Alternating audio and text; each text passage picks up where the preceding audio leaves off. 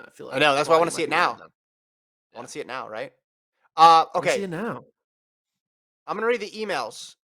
Maybe you should read the emails because my audio is probably gonna die again. But I will read them. But what I need you to do is about every 15 seconds, just so I know I'm still connected, go like, like you're listening. Can you do that?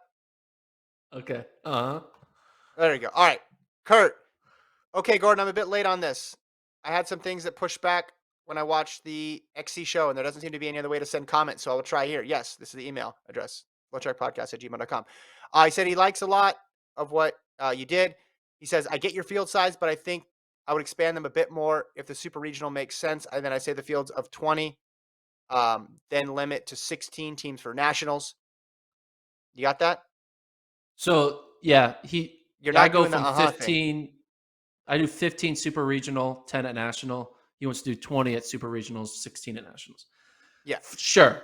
I'm not married to like 6 teams, so I'm okay with His that. second point, I think he wants the men and women to run 8K across the board, which that really wasn't your point, the distance, but okay. Three, I think one really awesome thing about cross country is tradition and history. The schedule as it laid out removes the invitational aspect, which I think is really great. He talks about the Paul Short meet, it was excellent. And then he wants to find a way to maintain Paul Short, Nutty Comb, Chili Pepper, Cowboy Jamboree, Battle in Beantown, etc. I do feel that not having those races would diminish things. Plus, it's always cool to have some meets where teams like Adams State and Grand Valley State or Colorado Mines can compete with the big boys.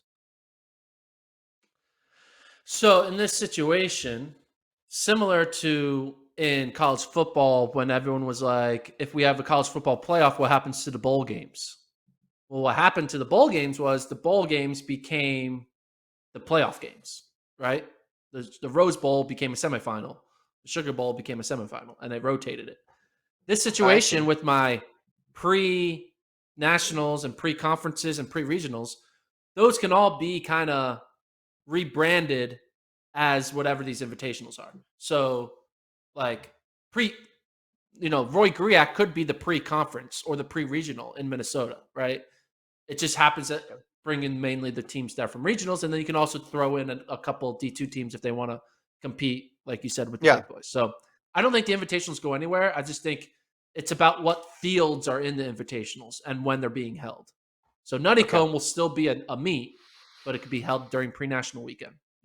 It's a literal invitational. You need to be invited to go there Yeah. because the fields will be selected not by you, right? It's determined by regional or conference or whatever, right? Yeah. So Yeah. under Gordon's schedule, if I'm correct, you don't really get to pick any of your meets, correct?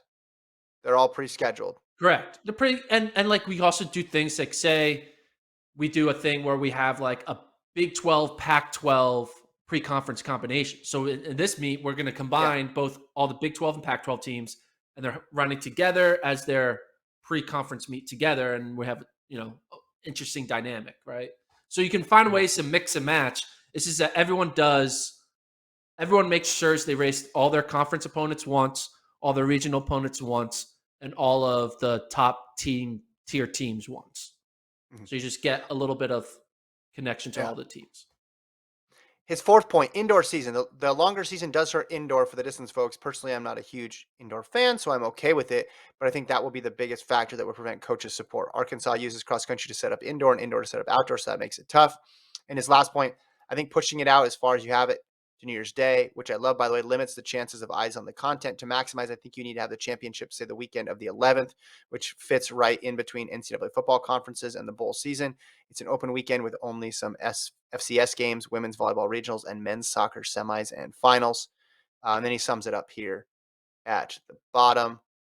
Um, keep conference meets on October 30th, regionals 11/13, super regionals 11/27, and then championships on December 11th. And he says teams must compete Yeah. in 7 meets to be eligible, with 50% of their squad competing. And he says 5K, 6K early in the season with 8K from conference on. I'm also like, I'm totally fine with the 8K thing. If they want to make a uniform 8K decision, Yeah. I'd be fine with that too.